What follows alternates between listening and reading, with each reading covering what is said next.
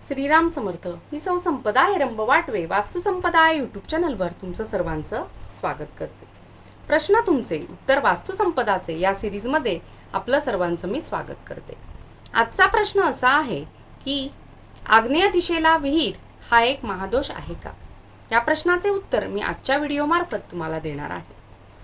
वास्तुशास्त्रानुसार आग्नेय दिशेला विहीर असणे हा एक वास्तुदोष आहे.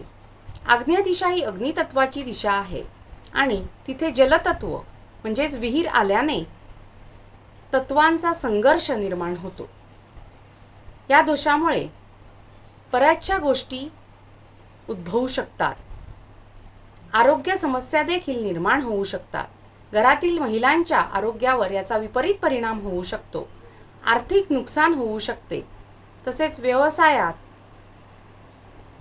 नोकरीत, धंद्यात अडचणी येऊ शकतात. विनाकारण वादविवाद, कोर्ट कचेरीची कामे किंवा अपघाताची भीती याने राहते.